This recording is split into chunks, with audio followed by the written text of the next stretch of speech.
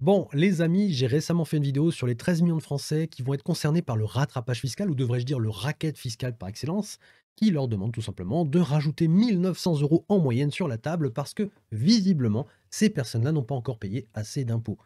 Ils ont eu une augmentation de salaire, il y a quelqu'un qui a quitté le foyer, bref, il y a toujours une bonne raison d'augmenter son revenu. Donc, si vous avez perçu trop de revenus, eh bien, il faut en donner un petit peu plus à ce système, à cet État qui devient, il faut le dire, de plus en plus glouton. Donc, il faut contribuer à ce système. N'hésitez pas à rajouter de l'argent sur la table, n'hésitez pas même à faire des dons comme certains le font, parce que visiblement, l'État a besoin de beaucoup d'argent. Donc, les contributeurs ne contribuent pas assez. Cette vidéo a plutôt bien fonctionné, 2 300 vues sur la chaîne, sachant que c'est une toute petite chaîne, hein, en témoignent les vidéos d'à côté, hein, 145 vues, 131 vues, 144 vues, 156 vues, 209 vues. Bref, pour une chaîne à 1 300 abonnés, c'est plutôt pas mal. Et je vous remercie beaucoup du fond du cœur, du très très fond de mon petit cœur, d'avoir fait fonctionner cette vidéo et surtout d'avoir partagé votre avis dans les commentaires. Et dans les commentaires, il y a un avis qui m'a plutôt interpellé. Vous allez le voir, ça se résume assez facilement, hein. C'est une simple phrase, mais qui veut dire beaucoup de choses. Le rattrapage fiscal, c'est juste normal en fait. Si t'es pas content, échange donc ta place contre celle d'un vrai pauvre pour voir. Sous-entendu, c'est de la faute de ceux qui contribuent si les gens sont de plus en plus pauvres. Parce que, chers contributeurs, vous ne donnez toujours pas assez d'argent. Il faut le savoir, il faut donner beaucoup, beaucoup, beaucoup, beaucoup d'argent à ce système, et bien pour que les pauvres se sentent mieux dans leur peau. Je vais vous montrer un truc. Alors, ça n'a pas été mis à jour depuis 2021. Ou peut-être que si, mais en fait, j'ai pas trouvé la donnée. Dans tous les cas, le taux de pauvreté monétaire en 2021, ça remonte un petit peu maintenant, 4 ans.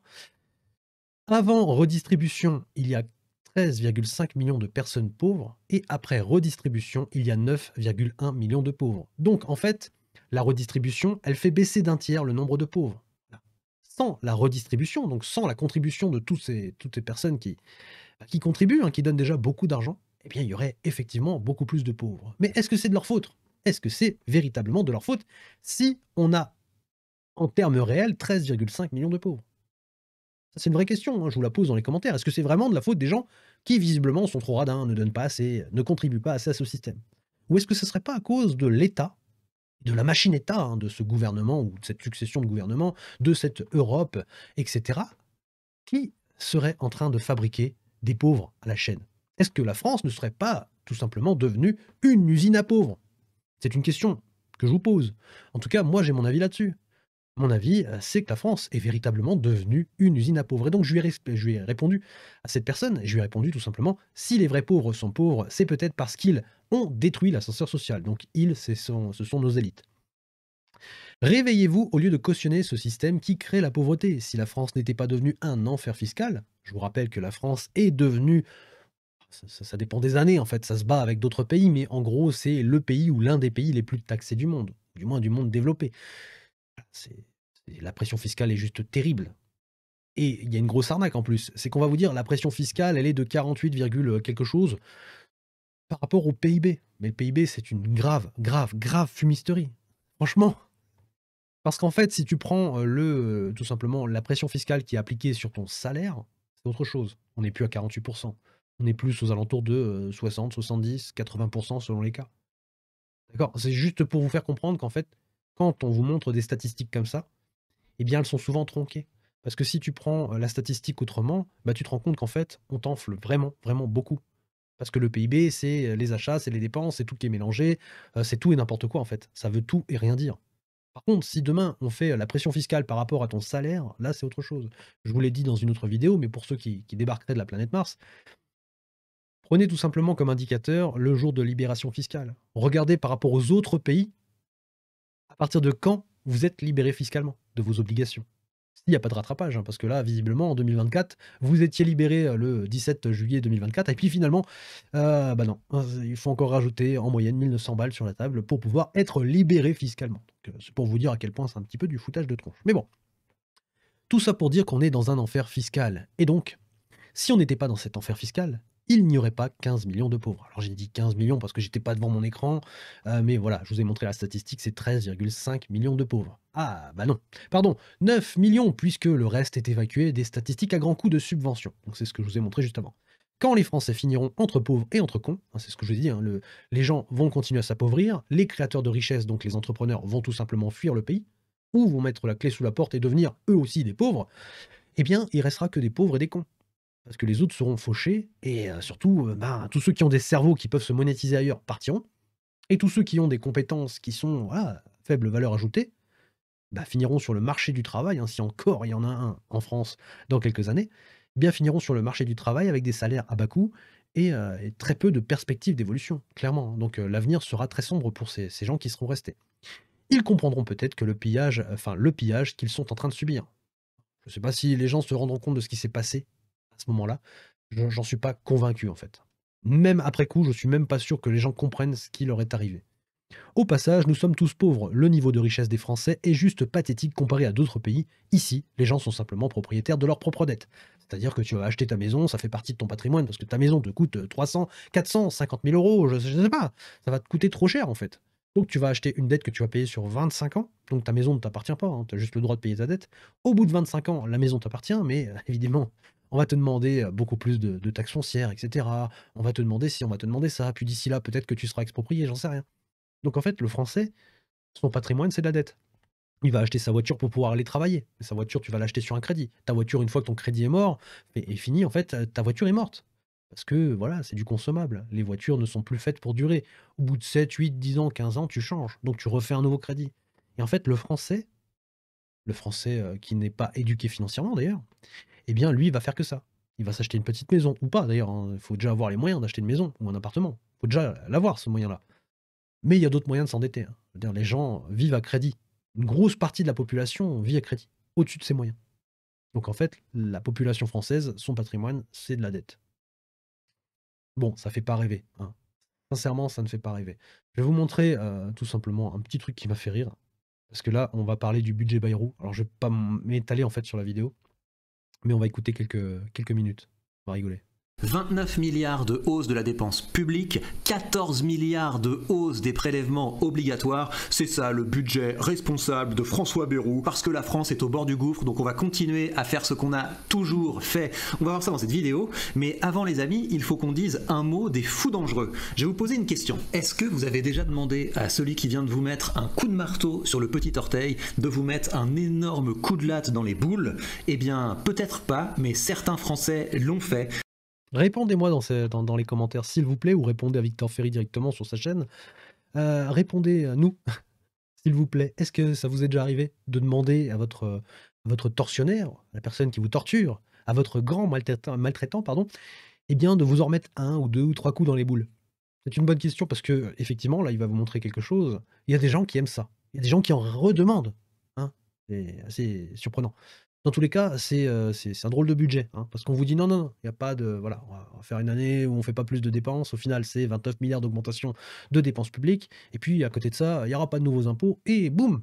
14 milliards de plus dans la tronche. Ça va, ça va? Ça se passe bien, au gouvernement? Et puis pendant ce temps-là, les mecs, ils sont en train de bouffer comme des gros lards là. Ah c'est un truc de fou. Même leur communication est folle. On va aller à la rencontre de ces Français qui ont décidé de commencer à faire des dons à l'État pour réduire la dette publique. C'est complètement fou, c'est complètement zinzin, et donc il faut absolument qu'on couvre ce phénomène. C'est parti. J'avais vu ça sur GPTV, 45 000 € de dons, il y a une personne qui avait fait ça. OK. Bon, déjà 45 000 €, alors là, je sais pas si ça fait partie enfin, si c'est la même chose, mais en tout cas, on va le voir. J'ai pas encore regardé cette vidéo, d'accord? Je prends ça à chaud.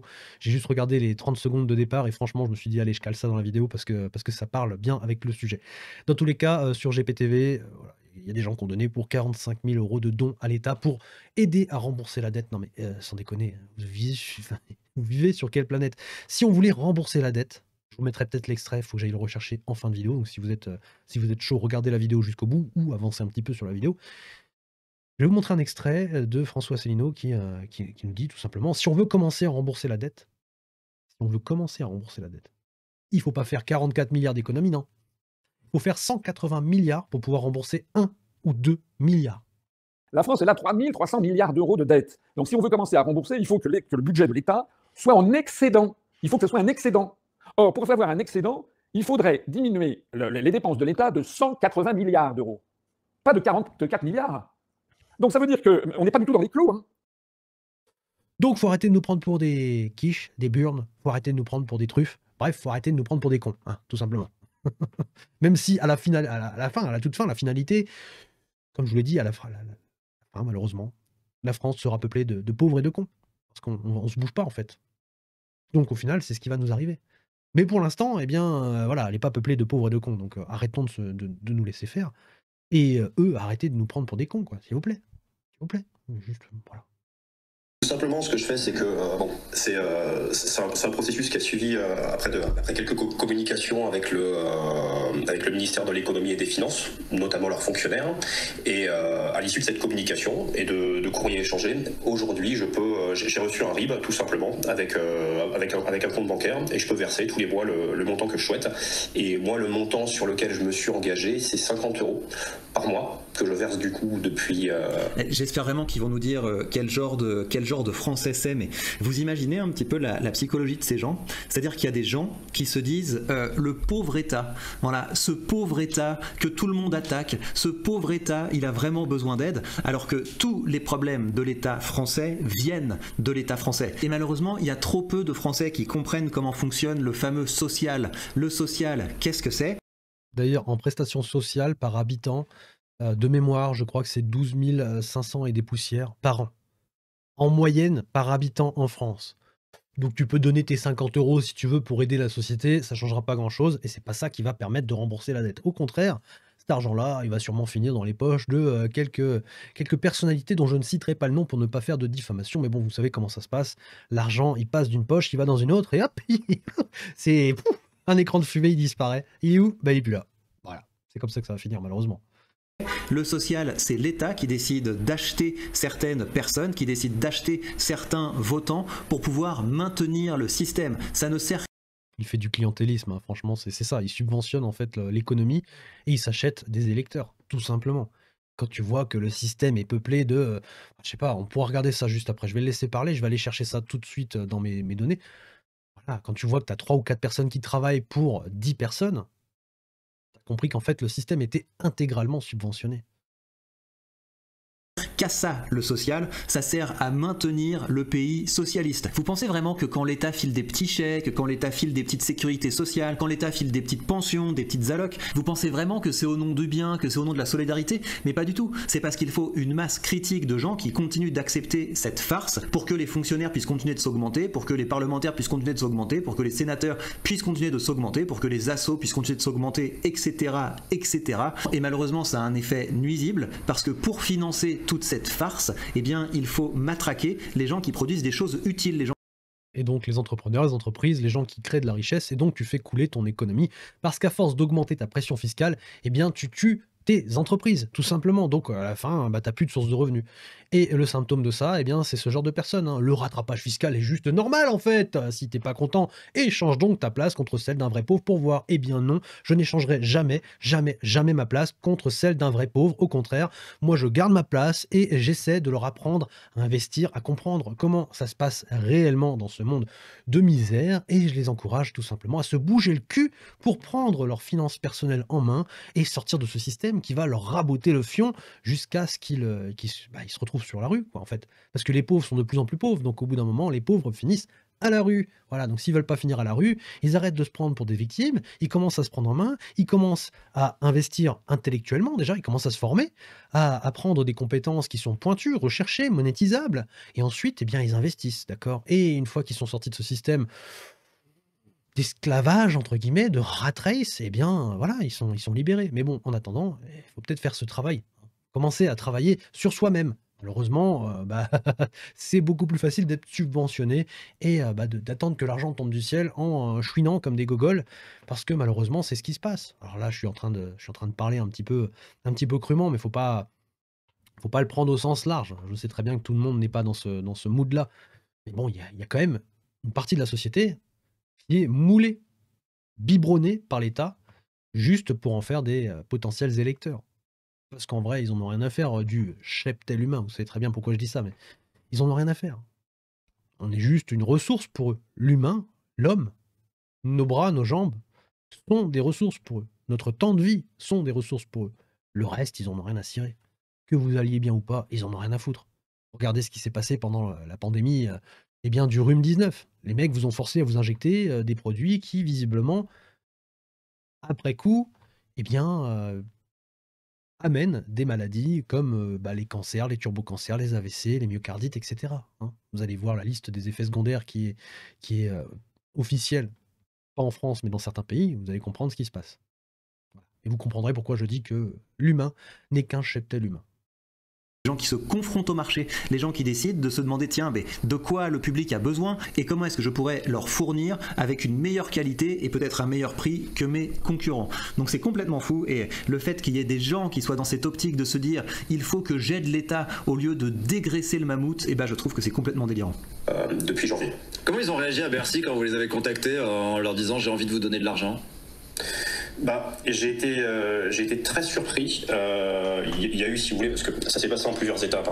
Si vous voulez, j'ai envoyé un premier don de 150 € par chèque. Je le voyais comme une action ponctuelle.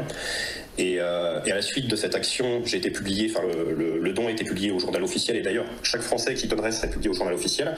Et après, je me suis inscrit dans un don à hauteur de 50 € par mois. C'est la médaille. Merci d'avoir contribué, bande de patriotes. Allez, au journal officiel. Merci de vous être fait dilater le baltrou. Suivant. D'accord. Et ils ont l'habitude? Est-ce qu'il y a d'autres personnes dans votre cas ou vous êtes un peu un extraterrestre? Non, je suis pas le seul. Je pense que je m'inscris dans une lignée de Français qui veulent aider. Récemment, il y a eu Une lignée de Français qui veulent aider. Mais si vous voulez aider réellement l'économie à fabriquer de la richesse, hein, travaillez littéralement, faites tourner une industrie, faites quelque chose, créez de la richesse, quel que soit ce que vous faites, manuellement, intellectuellement, voilà, vous programmez quelque chose, vous inventez quelque chose, vous faites du business, vous achetez, vous revendez, bref, faites quelque chose. Il n'y a que comme ça en fait que vous allez pouvoir rendre service à l'économie. Faites travailler les gens autour de vous, faites en sorte que les gens autour de vous s'enrichissent. C'est ça le. Hein, oui, mais t'as qu'à te mettre dans la peau d'un pauvre parce que visiblement tu contribues pas assez. Foutage de tronche. Travaillez, faites en sorte que les gens autour de vous s'enrichissent. C'est un cercle vertueux. Si toi tu t'enrichis et que tu fais ruisseler cette richesse, tu permets aux gens de s'enrichir, mais c'est magnifique. C'est juste ça que les gens ne comprennent pas en fait. Ils ont oublié ce que c'était de créer de la richesse. Parce qu'on les a biberonnés, on les biberonne. Allez, prends de la subvention, prends du RSA, prends ci, prends ça. T'es pauvre, allez, on va t'aider. On va pas t'apprendre à devenir riche, non, on va juste te conserver, te faire en sorte en fait que tu restes dans ta condition de pauvre. On va t'abreuver d'aide, etc. Sans jamais te donner l'occasion de t'enrichir. Mais de toute façon, ils en auront de moins en moins l'occasion parce que, je suis désolé de vous le dire, mais regardez tout simplement sur la Banque de France. Hein, je vous l'ai montré dans la vidéo précédente, je vous ai dit, elle a bien fonctionné, je suis assez content, mais je vous ai montré ce qui se passait réellement. Non, c'est même pas celle-là, c'est celle qui va sortir, bref. Regardez les dernières vidéos que j'ai publiées ou tout simplement allez sur la Banque de France, tapez défaillance d'entreprise 2025 et regardez ce qui se passe en juillet.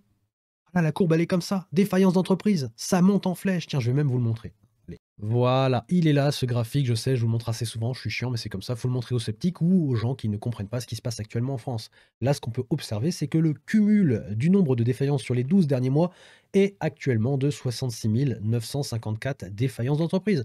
Donc il est là le cœur du problème, hein. C'est le nombre de défaillances d'entreprise qui est exponentiel. On le voit, la courbe, elle est comme ça. Et malheureusement, elle ne s'arrêtera pas de monter, sauf si on remédie aux problèmes politiques et économiques de la France, ce qui risque de ne pas arriver, ou lorsqu'on aura atteint le pic de défaillance d'entreprise, c'est-à-dire que le nombre maximum d'entreprises en défaillance sera atteint. Il n'y aura plus rien à fermer en fait. On aura déjà tout fermé ou majoritairement tout fermé, et donc les dernières entreprises qui ont encore à peu près les reins solides ou qui sont en mode résistance, avec de la trésorerie, etc., ou beaucoup d'huile de coude, beaucoup de courage, eh bien finiront par elles aussi mettre la clé sous la porte, mais à des rythmes un petit peu moins élevés. Donc au final, la courbe s'inversera, on aura sûrement un narratif à la télé, dans les médias qui dira vous voyez, la courbe s'inverse, donc l'économie va mieux. En fait, ça ne sera pas le cas. Mais alors absolument pas. Ça sera vraiment de pire en pire. Parce que si tu continues cette dynamique de destruction de valeur, de destruction d'entreprises et d'entrepreneurs, eh bien tu finiras par te priver de toutes tes sources de revenus. Et donc quand tu n'as plus de sources de revenus, tu es à la rue. Voilà. On sera tous à la rue, donc il y aura de plus en plus de pauvres. Il est là le cœur du problème. Hein. Vous ne le réglerez pas en donnant des petits chèques à l'État. Ça n'arrivera pas. C'est impossible. Un autre Français, je ne me rappelle plus de son nom ni de son prénom, mais qui a donné, qui a également donné. Il y a quelques années, il y a un Français qui lui a donné plus de 40 cas, ce qui correspondait un peu à l'endettement français par personne. 40 000. Donc lui, il a remboursé sa dette.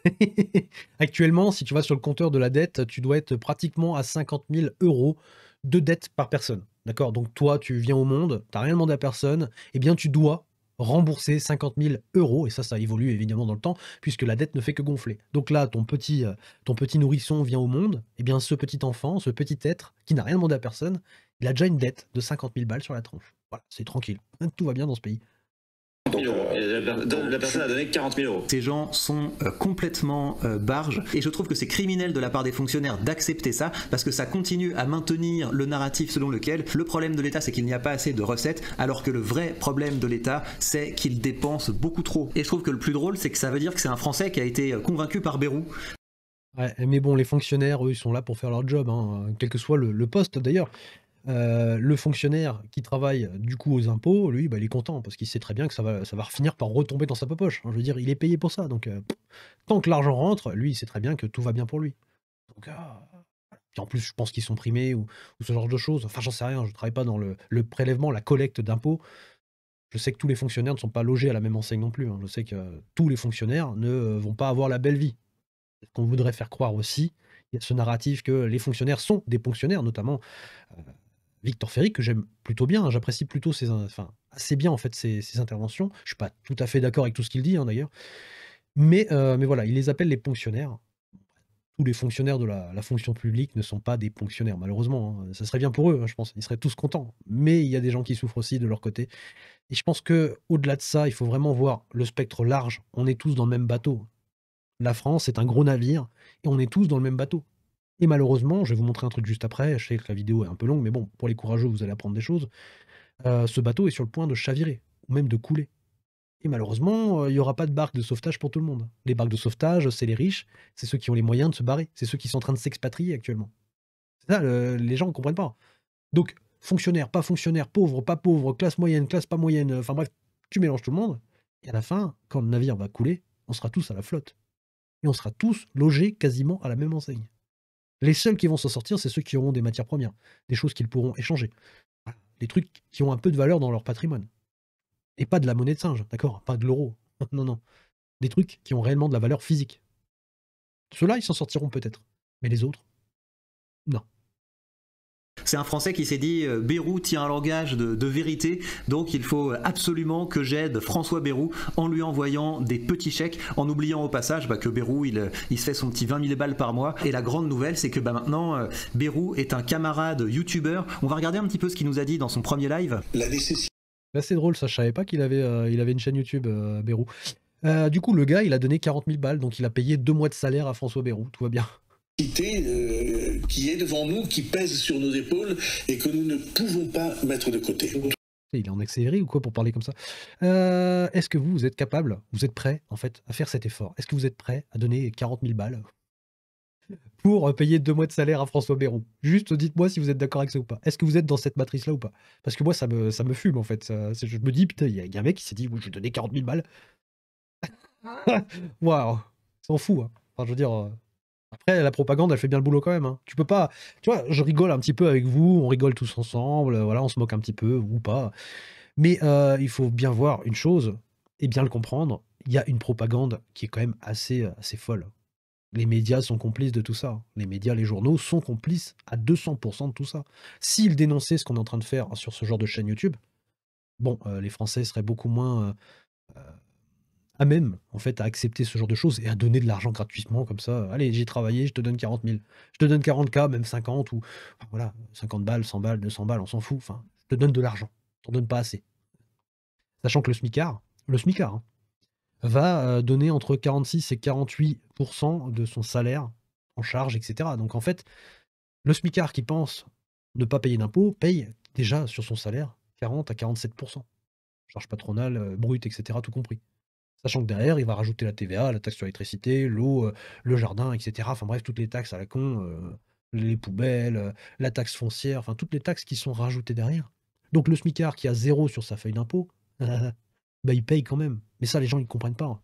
Moi, j'ai nombre de collègues qui sont moins bien payés que moi, malheureusement pour eux, qui me disent « Moi, je paye pas d'impôts. » Bon, d'accord, ok, bon, next. Je suis désolé, hein, next. Éducation financière 0, quoi. Tous les responsables partent en vacances, bien méritées, ce que je ne ferai pas, parce que les jours que nous allons vivre pendant... La cantine est trop bonne, bah oui, Bayrou, bah oui, la cantine est trop bonne, tu m'étonnes que tu pars pas en vacances, t'as pas besoin. Mais pourquoi faire? t'es trop bien en France, arrête Bérou. Arrête. Ces semaines du mois d'août et du début du mois de septembre, ces jours sont absolument cruciaux. Et il espère peut-être ne pas se faire sauter son, son gouvernement. Peut-être que l'ascension ne passera pas s'il va pas travailler, j'en sais rien. Je sais pas c'est quoi la stratégie, mais c'est assez rigolo. C'est le moment où tout va se jouer. La tête de Victor Ferry, je te jure. Je sais pas si je peux zoomer parce que là, à chaque fois, la fenêtre recadre, mais je vais essayer de zoomer quand même. Ah merde, ça recadre à chaque fois. Bah, zoomez à vous-même sur votre téléphone ou votre ordinateur. Vous allez voir, ça c'est rigolo. La tête qui tire, c'est quelque chose de magistral. Il est pas très convaincu, hein. Limite ça le dégoûte. Comme vous savez, le gouvernement a proposé un diagnostic en disant quelle était la gravité des difficultés, et on y reviendra jour après jour. Et le gouvernement a proposé un plan pour dire ça ne peut pas durer comme ça, il y a des efforts à faire. Ces efforts... Les efforts à faire, c'est un budget qui est en augmentation. Ils ont augmenté la dépense publique. Est-ce que vous réalisez le délire ? Merci Victor Ferry de le souligner. Merde, à croire qu'il y a personne qui le voit ça. C'est dingue, hein. Mais l'autre il est là, il te joue de la flûte et t'as tout le monde qui est là. Oh ouais, on s'ambiance, vas-y, je t'envoie des chèques, 50, 100, 200, 300 balles. Allez, je te claque 2, 3, 4K, 10, 20, 30, 40K. Allez, soyons fous. Oh, ça marche bien la trompette en France, hein. C'est un bon concert, je trouve. Merci Victor Ferry. Regardez-moi cette arnaque du budget Bayrou. Madame la ministre, sur les 43,8 milliards qu'il s'agit d'économiser par rapport au tendanciel, il y aurait donc une trentaine de milliards d'économies en dépenses et 14 milliards de hausse des prélèvements obligatoires. D'où deux questions. Les dépenses publiques devraient augmenter en tendanciel de 61 milliards en 2026. C'est les chiffres que vous avez donnés hier. Mais vous choisissez de limiter cette hausse à 29 milliards. Autrement dit, les dépenses publiques vont augmenter de 29 milliards. Dans ces conditions, peut-on vraiment parler d'économie drastique ? Voilà, 29 milliards de hausse de la dépense publique et dans le même temps, hausse des prélèvements obligatoires de 14 milliards. Nous ne sommes pas dans un pays où nous sommes en train de couper la valeur des crédits. Ce qui montre, quand certains brandissent le mot d'austérité, qu'ils n'ont pas raison. En fait, t'es une grosse gauchiste et on le savait. Le gouvernement est complètement de gauche et la seule opposition, c'est une opposition qui voudrait que ce soit encore plus de gauche, mais ça on avait compris. C'est 43,8. Bon, bref, on va avancer un petit peu. Vous avez vu 29 milliards d'augmentation de dépenses publiques, plus 14 milliards d'hausse d'impôts, de prélèvements obligatoires. Bon, voilà, c'est ça l'année blanche. Hein, on fait pas d'augmentation. Non, bah non. On n'augmente pas les impôts. Non, bah non. Bon bref, c'est du foutage de tronche. Hein. Clairement, on se fout de notre... On va rester poli. Bref, allons voir un petit peu ce que nous prépare en fait l'avenir avec Marc Douati, qui nous fait un beau cours, un beau résumé d'économie sur sa vidéo qui s'appelle France et zone euro. Quelle sera l'ampleur des dégâts à la rentrée? Je vous invite à aller voir cette vidéo. Attention, prenez un petit café, installez-vous correctement et attachez votre ceinture parce que le décollage et surtout l'atterrissage va faire très mal. On avait les Jeux Olympiques, on a eu des médailles d'or, mais là on a des médailles d'or qui sont toujours là. Et des médailles d'or dont on se serait bien passé, bien entendu. D'abord, numéro 1 mondial des impôts et des taxes et de la complexité fiscale, c'est la France. Évidemment, il n'y a pas mieux, entre guillemets, ou pire du moins, dans le monde. C'est pour dire quand on nous parle des paradis fiscaux, en fait, quand on est français, tous les autres pays sont des paradis fiscaux, parce que nous on est de toute façon numéro 1 du monde en termes de fiscalité. Et le drame, c'est qu'on l'a vu sur le budget 2026, d'ailleurs, qui fait couler beaucoup d'encre, qui pourrait justement générer une crise à la rentrée, c'est qu'on veut encore augmenter les impôts. Complètement fou, évidemment. On sait que ça ne marche pas, hein, mais on continue évidemment de le faire. C'est la définition de la folie de Einstein. Hein, c'est-à-dire que même si on sait que ça ne va pas fonctionner, on continue de le faire. C'est complètement fou parce qu'on n'a pas évidemment le courage de baisser les dépenses publiques. Et justement, c'est la deuxième médaille d'or, numéro 1 du monde. Non mais tout à l'heure je disais on fait partie des premiers pays les plus taxés au monde. Et bien là on est numéro 1 mondial des impôts et des taxes et de la complexité fiscale, hein, c'est l'ensemble. Donc en gros médaille d'or. Voilà. Et puis on augmente encore de 14 milliards les impôts, tout va bien. Et ça ce sera voilà, pour l'année 26 pardon. Et donc l'année suivante on continuera à le faire. Il y aura encore une augmentation d'impôts, il y aura encore une augmentation des dépenses, et il y aura encore un nouveau narratif et mon cul sur la commode. Et en fait le pays ne va faire que dérailler, il va faire que s'écrouler, il va s'effondrer, il va fondre comme neige au soleil. Voilà, c'est le pays, il est en train de couler. Des dépenses publiques. On a vu la semaine dernière qu'au premier trimestre 2025, la Finlande est repassée devant nous. C'est incroyable, la Finlande évidemment. Mais bon, à 0,2 points près, soyez rassurés, ça c'est que le premier trimestre 2025. Sur l'ensemble de l'année 2025, comme on va encore malheureusement augmenter les dépenses publiques, on va retrouver notre première place mondiale de la dépense publique. Merci Marc Douati, soyez rassurés, hein, soyez rassurés, on va la garder cette place. Alors là, merci, je me sens beaucoup mieux. Merci Marc. On est également numéro 1 européen de l'augmentation de la dette publique. Il n'y a quasiment aucun pays dans le monde également qui a augmenté autant sa dette publique que nous, notamment depuis 2017. Et pourtant, malgré cela, ça ne fonctionne pas. On n'a pas de croissance forte. On a une activité qui reste extrêmement faible, extrêmement molle. Et c'est ça qui est particulièrement coûteux et particulièrement dangereux. On est également justement numéro 5 européen du taux de chômage. C'est vrai qu'il a Purée. Numéro 5 dans le taux de chômage, sachant que le chômage est quand même bien trafiqué, d'accord? Sachant qu'aussi il y a les fonctionnaires qui absorbent des chômeurs. Voilà, il y a des départs en retraite aussi, hein, il y a les boomers qui partent en retraite, donc forcément ils sortent du marché et des statistiques du travail pour aller dans la statistique retraite, etc. Bref, cette statistique est plutôt faussée et elle est dure à quantifier. Dans tous les cas, on est numéro 5 des pays européens sur les 27 pays, sachant qu'on était quand même un moteur économique à l'époque, hein. Aujourd'hui, il y a encore un peu de ressources. Heureusement, la France n'est pas encore terminée, mais ça ne serait tardé. Enfin, je veux dire, on a déjà perdu énormément de valeur, de créateurs de richesses et de valeur. Bref, on a déjà sacrifié beaucoup de revenus et je pense que c'est pas prêt d'arrêter. Donc, numéro 5, je pense qu'on va bientôt prendre la première place. Je pense, très sincèrement que ça va vite monter.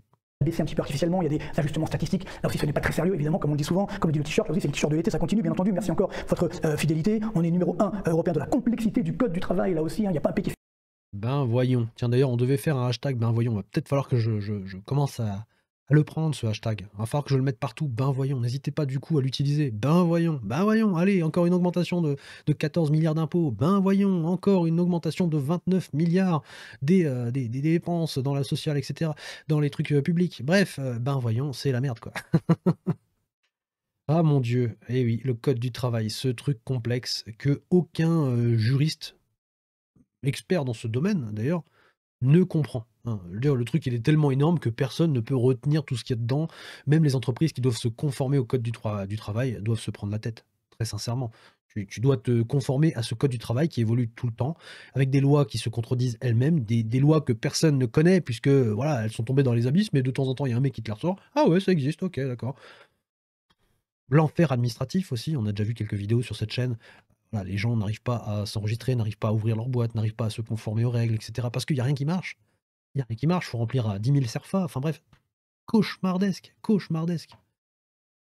fait pire que nous, et ce qui fait que malheureusement on a énormément justement de difficultés pour nos entreprises, pour réussir à continuer de croître, à continuer à embaucher. On l'oublie souvent, mais les entreprises, ce sont elles qui créent des emplois. Et donc, alors voilà, il y a beaucoup d'entreprises aujourd'hui, il faut voir ce qui se passe, je dirais malheureusement, dans les tribunaux de commerce, et que beaucoup d'entreprises sont en train de déposer le bilan, de faire faillite, souvent parce qu'il y a un contrôle URSSAF qui s'est mal terminé, et donc c'est ça qui est complètement fou. On met énormément d'énergie des inspecteurs fiscaux et de l'URSSAF pour des entreprises souvent très honnêtes. Évidemment, elles n'ont pas fait ça de gaieté de cœur, elles n'ont pas fait exprès tout simplement. Et par contre, tout ce qui est économie parallèle, alors là, on les laisse prospérer. Donc, il y a un problème de moyens, on met des moyens pour récupérer quelques milliers d'euros, et on a des millions, voire des milliards d'euros qui échappent complètement au fisc et à l'économie finalement. Oui, et est-ce que c'est véritablement un problème, mon cher Marc Toiti? Ça, j'en suis pas persuadé, enfin, j'en suis même pas convaincu du tout. Moi, je pense que c'est fait exprès, hein. Vous le savez, de toute façon, mon point de vue, il est clair et net. On a des gens qui ont été placés ici et là pour accomplir une mission. Donc, on a nos pantins, hein, qui sont le président, le ministre, enfin, les ministres, etc. Enfin, bref, tous ces gens que l'on voit quotidiennement et qui sont au pouvoir sont placés là pour exécuter une mission qui est tout simplement de détruire la France. Ils sont en train de la piller. Donc, ils la pillent et ils contribuent à la destruction de ce pays. Ils sont en train de mettre la France à genoux, et les Français à genoux, évidemment. Le but, c'est de les asservir en leur prenant tout. Tu les dépossèdes de leurs biens, tu les dépossèdes de leurs moyens de pouvoir se défendre, et à la fin, eh bien, tu as gagné, hein. Tu peux faire ce que tu veux de ce pays qui était fort et souverain. Un pays magnifique, millénaire. Bah voilà, c'est bientôt la fin. Ça, c'est mon point de vue, évidemment, hein. Vous avez le droit de le partager ou pas. D'ailleurs, dites-moi si vous le partagez ou pas, mais dans tous les cas, pour moi, il n'y a pas de problème. Cette société, l'URSSAF, qui est une entreprise privée en plus de ça, eh bien, elle est sûrement mandatée pour casser le plus d'entreprises possible, en pillant, évidemment, le plus d'entreprises possible au passage. Et là aussi, on laisse faire, ce qui est particulièrement dramatique. On a également des formations mal adaptées aux besoins des entreprises, on a encore des pénuries de main-d'œuvre. Évidemment, hein, si on mettait en œuvre les formations nécessaires pour augmenter la valeur du marché du travail, et augmenter au passage la compétitivité du pays par rapport aux autres pays, hein, pourquoi pas, et puis faire aussi augmenter la valeur du pays en termes de richesse personnelle, c'est-à-dire que tu fais en sorte que les gens puissent s'enrichir grâce à ce qu'ils ont appris, bah ça serait pas trop bien, hein. Ça respecterait pas l'agenda et le plan. Donc évidemment, on va pas donner aux gens les bonnes formations, ou alors on va les former dans des métiers à faible valeur ajoutée, des métiers de merde, qui rapportent rien, je suis désolé de vous le dire, mais c'est la réalité du terrain. L'activité qui n'est pas très florissante, parfois on l'a vu notamment dans le tourisme, là, à la période de l'été, on veut de la main-d'œuvre, il n'y a pas, non pas forcément que les Français ne veulent pas travailler, notamment les jeunes, mais surtout qu'il n'y a pas les formations adéquates. Donc là aussi, il y a besoin des incitations également supplémentaires au travail, notamment d'un point de vue du salaire, et on voit bien que c'est ce qui est aujourd'hui extrêmement dangereux. Donc on a des entreprises qui veulent embaucher, mais il n'y a pas les formations en face. Ça aussi. Bah oui, hein, quand tu regardes ce qu'on propose à l'école, au lycée, enfin bref, tu regardes dans les lycées professionnels, les filières sont complètement dépassées, il n'y a plus rien à jour. À part routier, logistique, hôtellerie, des conneries comme ça. Et d'ailleurs, l'hôtellerie, la restauration, c'est en train de fermer. C'est un des métiers les plus durs actuellement. Les mecs sont en train de fermer à tour de bras. La logistique, bah, c'est bien, mais il y aura bientôt plus d'entreprises à livrer. Il n'y aura plus de transport à faire, à part peut-être la bouffe qui viendra des pays étrangers, hein, puisqu'on ne produit plus rien. Enfin bref, c'est l'éducation en France, c'est un carnage. Aujourd'hui, alors je vous le montrerai pas dans cette vidéo, mais on fera un live et je vous le montrerai. On a Sylvain Tiger ou Tiger, comme vous voulez, qui a tout simplement pris la parole sur les barons du bise, il me semble, qui expliquait, mais en fait l'éducation nationale, elle est complètement aux fraises. Aujourd'hui, on n'apprend plus aux jeunes à créer de la valeur, on n'apprend plus aux gens à devenir entrepreneurs, on les apprend juste à être le parfait petit esclave du système, à devenir en fait le rouage de ce système. Et on n'apprend plus aux gosses qu'à faire des féfés, hein, je peux pas dire les mots, je peux pas, voilà. La censure. Donc on apprend aux jeunes à faire des féfés, à faire des trucs, des machins, enfin bref, à devenir ultra sexualisés.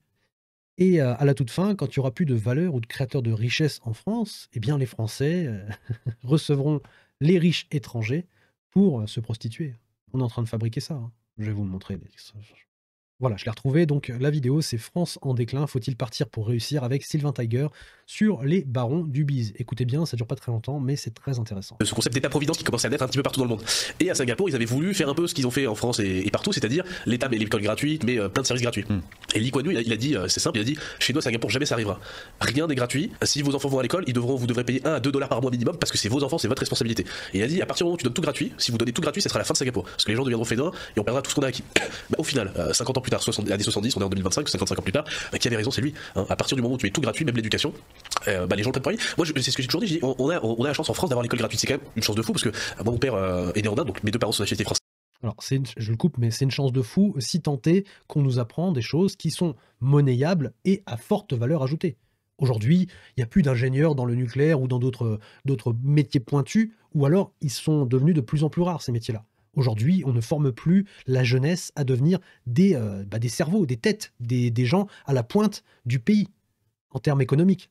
Des gens qui vont permettre au pays de s'élever et d'être compétitif, d'être même attractif. Non, ça n'existe plus. Donc c'est une chance, oui, mais seulement si ce qu'on te donne en échange de l'argent, parce que là, il dit que c'est gratuit, mais non, on contribue, on paye tout ça, d'accord? Nos impôts permettent de financer tout ça. Si c'est public, c'est nous qui payons, d'accord? Donc l'un dans l'autre, c'est pas gratuit.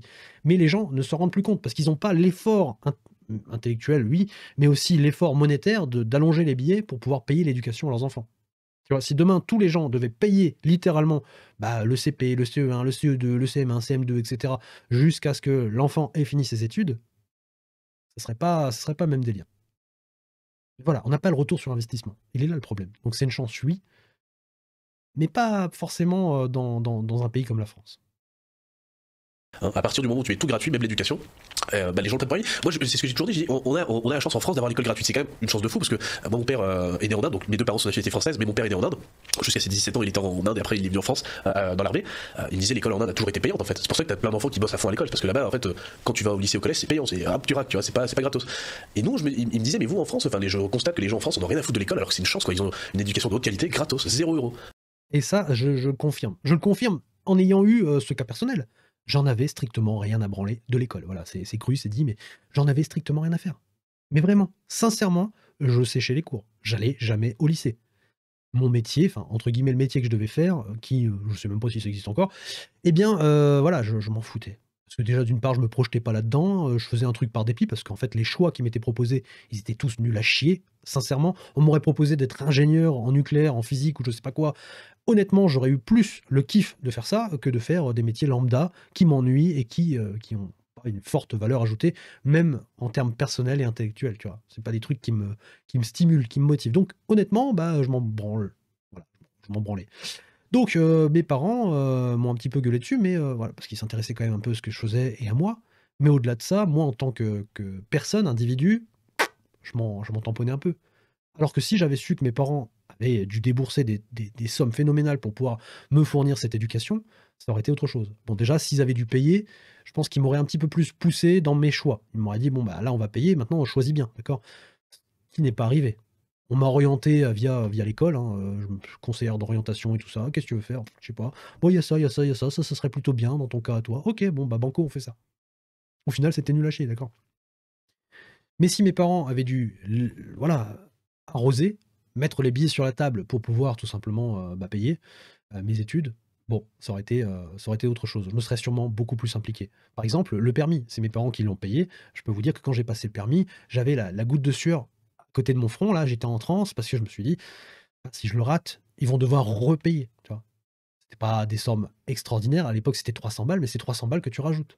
Et là, il y a eu la pression. Alors qu'à l'école, je rate mon BEP, mon bac ou je sais pas, bon, bah, c'est pas grave, je redouble, je le repasserai. Encore une année de plus à, entre guillemets, «rien branler», tu vois?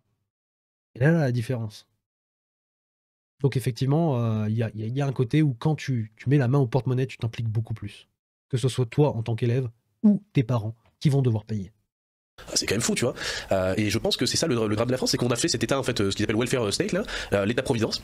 Bah, en fait, tu te retrouves avec des cassos assistés qui veulent plus travailler, alors que bah, c'est dommage. Mais moi, je trouve pas que ce soit une chance que l'école soit gratuite. Hein. Non, je pense pas. Parce qu'en fait, les parents ne deviennent du coup pas exigeants. Tu vois, c'est surtout que l'éducation, c'est ce qui est le plus important dans la vie, donc c'est la ressource la plus précieuse. On l'a rendue, enfin, on en a fait une matière première, enfin, même pas une matière première, on en a fait quelque chose de peu rare, en fait, de peu. Et du coup, les gens ils vont à l'école et ils disent nique ta mère au prof, alors qu'ils devraient dire merci au prof, parce que ça, c'est des connaissances. Avec des connaissances, tu changes de vie, tu peux partir de rien et devenir quelqu'un, quoi. Bien sûr, mais si tu payes pas, c'est les parents. En fait, il y a aucune investissement, tu vois, donc douleur quand même financière. À aucun moment, ils sont derrière leurs enfants et ils sont pas exigeants envers l'école. Même les cahiers de classe, t'as l'allocation rentrée ou je sais plus quoi, là, même pour envoyer ton enfant à l'école, c'est l'État qui te paye. C'est quoi, c'est l'enfant de l'État ou c'est ton enfant? Enfin, tu vois, ça devient ridicule. Et oui, dans les protocoles de Toronto, c'était tout simplement écrit qu'il fallait que l'État puisse petit à petit prendre le contrôle de l'éducation de ton enfant. Et c'est ce qu'ils sont en train de faire. Et aujourd'hui, ils vont leur apprendre à faire, comme je vous l'ai dit, des féfés, des trucs, des machins.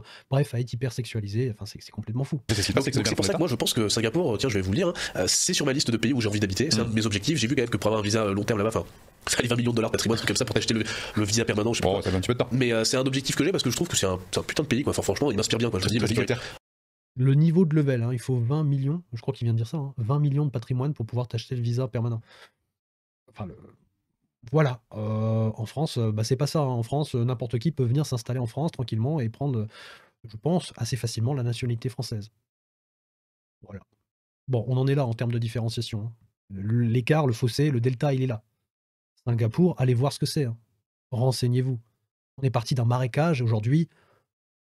Juste regardez sur Google, tapez les images. Regardez des vidéos de Singapour en pleine nuit. Comment c'est éclairé, comment ça envoie du steak. Ça a de la gueule. Et financièrement, ça envoie aussi. Hein. Là-bas, en termes de finances, ça pète un petit peu.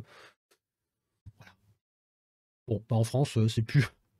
La France, c'est le pays des lumières, mais il n'y a plus beaucoup de lumière. Alors, on va bientôt ne plus pouvoir l'allumer, la lumière, parce que ça coûte beaucoup trop cher. C'est assez cocasse de se dire ça quand même, mais c'est la réalité. Bah, au-delà de ça, je trouve que les valeurs qu'il y a là-bas, et puis après, t'as quand même que des gros players là-bas, les mecs sont quand même chauds, tu vois. Enfin, moi, je suis en finance, j'ai quand même vocation à monter une société de gestion, enfin voilà, moi, c'est ça mon objectif. Là-bas, t'as quand même des players qui sont chauds, quoi. Hein. T'as les mecs les plus chauds du monde, hein. T'as Suisse, Singapour, New York, c'est là où ils sont les meilleurs, et je me dis, bah putain, aller jouer dans la cour des meilleurs, ça m'intéresse bien, quoi. Mais ça se mérite, qui va pas en mode je claque des doigts, je vais à Singapour. Il me semble que c'est pas la ville, enfin, le pays le plus. C'est un des pays les plus chers, bien sûr. L'immobilier est extrêmement cher, tout est cher. Donc, c'est pour ça que c'est un bel objectif. Je me dis, si je réussis à aller là-bas, putain, je sais que j'ai bien réussi ma vie, quoi. Mais c'est un défi qui m'excite bien, tu vois. Une fois dans ma vie, aller là-bas, puis même en termes d'éducation, tes enfants, ils parlent 3 langues, ils parlent français, anglais, je crois que c'est singalais, non? Je sais plus comment ils le disent, singapourien, mais je sais plus comment ils ont une langue. Je me dis, putain, c'est sympa, quoi. Les enfants sont très forts là-bas. Puis ils sont très intelligents, putain, le niveau d'éducation qu'ils ont, il est dingue. Et c'est vrai que quand tu regardes la carte des QI sur une planisphère, tu vois sur les pays asiatiques et dans cette région-là, des QI très élevés. Mais parce qu'ils valorisent l'éducation, de toute façon, tu le vois, c'est la volonté du fondateur de Singapour. C'était, il disait en fait, ce qu'on manque en quantité de personnes, on l'a en qualité. C'est-à-dire que la quality of the man, il le dit dans son discours, il dit la qualité des hommes de Singapour est supérieure, et donc même si on n'a pas beaucoup de quantité, et ben nous, on est fait de style et on est fait d'acier, tu vois. Enfin, le mec, il a un mindset de fou. Je vous invite à regarder son. Ouais, et nous, à côté de ça, bah, on se dit, bon, bah, pour relancer l'économie ou pour la maintenir à flot ou pour essayer de maintenir le statu quo, bah, il nous faut des chances. Hein. Il faut faire venir de l'immigration à fond la caisse parce qu'on a besoin de bras, on a besoin de cerveau, on a besoin de gens qui travaillent pour pas cher. Voilà, faites entrer tout le monde, faites entrer l'accusé. Tu vois le niveau, la différence de mindset, c'est pas comparable en fait. D'un côté, ils compensent la quantité avec la qualité et nous, en fait, on compense le manque de qualité avec la quantité. Et en plus, ça compense pas. Parce que c'est contre-productif. Son truc, hein. Il a fait un livre, donc j'ai commandé ses biographies déjà. Bon, je voulais vous montrer l'extrait où il parle justement de ce que je vous disais tout à l'heure, mais j'ai l'impression que c'est pas ici. Bon, pas grave. On va revenir vite fait, mais vraiment vite fait, parce que là, la vidéo est bien trop longue. De toute façon, on reverra ça en live, d'accord? Donc, ça sera intéressant pour ceux qui n'auront pas vu cette vidéo. Et puis pour ceux qui veulent aller plus loin dans ce type de contenu, eh bien, on pourra le faire ensemble et on aura vos réactions. Vous allez voir, c'est très intéressant. si nous sommes l'un des rares pays dans le monde développé, à accumuler l'ensemble de ces erreurs. Et puis, dernier handicap, on a une croissance structurelle, ça veut dire qui s'obtient lors de fonctionnement normal de l'économie de seulement 0,9% de croissance. Voilà, ça c'est 0,9% de croissance, c'est notre niveau normal de croissance. Vous vous rendez compte? Cette année, on va faire 0,4, 0,5% malgré les trucages qu'on a eu dernièrement sur les chiffres officiels, mais néanmoins, 0,9%, évidemment, c'est hautement insuffisant pour générer une croissance forte. Je rappelle que dans les années encore 90, on avait 2%, 2,5% de croissance structurelle, encore 2% début 2000, et là, évidemment, on tombe à 0,9%. On va même peut-être plus bas, on verra dans les prochaines années, parce que évidemment, si on augmente encore les impôts, on augmente encore les dépenses publiques, ça va encore casser cette croissance structurelle. Donc c'est ça le drame. Donc voilà, donc pourquoi on a de plus en plus de pauvres? Eh bien parce qu'il n'y a pas de croissance. S'il y avait de la croissance, il y aurait de moins en moins de pauvres. Parce que mécaniquement, les gens qui peuplent le pays, donc la France en l'occurrence, on est quand même chez nous, eh bien les gens qui travaillent en France finiraient mécaniquement et automatiquement par s'enrichir. Il n'y a pas d'enrichissement, il y a de plus en plus de pauvres, c'est-à-dire, voilà, on est en récession. Si tu enlèves toutes les subventions, si tu enlèves tous les investissements que l'État fait, donc l'injection d'argent public même dans des entreprises privées, parce qu'il y a des entreprises qui sont subventionnées par l'État pour travailler. Si tu leur enlèves les subventions de l'État, les entreprises ferment, elles font faillite, elles sont même pas rentables. Donc, si tu enlèves toute cette injection artificielle d'argent public, eh bien, voilà, les chiffres, ça serait pas 0,9% par an de croissance structurelle, mais ce serait beaucoup moins. Et d'ailleurs, je crois de mémoire que Marc Toiti en parle assez souvent. Je vous laisse vous référer à ces vidéos, vous allez comprendre. Pour ceux qui sont un peu néophytes sur l'économie, n'hésitez pas à aller faire un tour sur sa chaîne, c'est très pédagogique, c'est très instructif. Mais bon, accrochez vos ceintures par contre, parce que c'est aussi très anxiogène. Voilà, écoutez bien l'extrait qui va suivre parce que c'est très intéressant, vous allez comprendre pourquoi je dis que c'est la merde. On va parler d'inflation. L'inflation est de retour, l'inflation va continuer à augmenter au lieu de diminuer. Parce que on vous dit souvent, oui, c'est bon, l'inflation a baissé, tout va bien, tout va dans le meilleur des mondes, on va aller très très bien. Bah non, pas du tout. Parce que l'inflation, elle ne s'annule pas, d'accord? Elle se cumule. D'année en année, l'inflation se cumule. Et donc, si tu n'as pas d'augmentation de salaire qui est corrélée à cette augmentation de l'inflation, donc un salaire qui suit l'inflation mécaniquement, eh bien, tu perds du revenu, tu perds du salaire. Littéralement. C'est-à-dire que si sur 5 ans, tu as 30% d'inflation et que ton salaire n'a pas évolué, eh bien, techniquement parlant, tu es payé 30% moins cher. Faut le comprendre tout ça, c'est des notions qu'on t'explique pas à la télé quand on te dit oui mais c'est bon, l'inflation elle est retombée à 1%. Ouais, d'accord, mais il y avait combien d'inflation avant? 20, 30%? Ah ouais, bah ouais, mais la plupart des gens n'ont pas eu 20 à 30% d'augmentation de salaire en 5 ans, 10 ans. Non, c'est pas vrai. Ça serait faux de dire ça. Non, au contraire, les gens se sont appauvris et c'est pour ça qu'ils s'appauvrissent. Écoutez. Qu'on a ici ou là l'augmentation des dépenses publiques, mais ce n'est pas ça qui fait évidemment la croissance. Alors le pire c'est que ça aussi on pensait que c'était certain, disaient ça y est c'est fini, il n'y a plus d'inflation, mais non, l'inflation repart évidemment à la hausse, on est autour des 1% en glissement annuel, vous voyez c'est la courbe bleue, c'est le glissement annuel des prix à la consommation, donc même aux normes harmonisées Eurostat, on est à 0,9%, quasiment à 1%, donc c'est vrai que ça a baissé par rapport aux 7% qu'on avait il y a encore quelques trimestres, mais néanmoins quand vous regardez la courbe rouge, c'est l'évolution au mois le mois des prix à la consommation, regardez bien depuis le début d'année, ça augmente très très fortement, vous voyez en 2 mois on a eu 0,7% d'augmentation des prix à la consommation et 1,4% en 6 mois. Voilà, c'est énorme. Ça paraît pas comme ça, mais cumulé sur le long terme, ça fait des ravages. Imaginez que ces courbes-là, eh bien, c'est tout simplement la dégradation de votre salaire. Donc, si votre salaire ne suit pas vraiment au poil de fion cette courbe, eh bien, c'est ce qui se passe sur votre salaire, mais en inversé. C'est-à-dire qu'en fait, votre salaire diminue. Et il se fait raboter comme ça, petit à petit. C'est une érosion de votre valeur monétaire qui est silencieuse et continue. C'est ça l'appauvrissement. C'est pour ça que les gens, ils sont de plus en plus pauvres. Les gens ne comprennent pas comment créer de la richesse, comment s'enrichir, comment tout simplement protéger son argent de cette dite inflation, qui est vénère. Hein. Franchement, ça fait un petit moment, là, on a pris cher. Donc les gens ne comprennent pas pourquoi ils s'appauvrissent.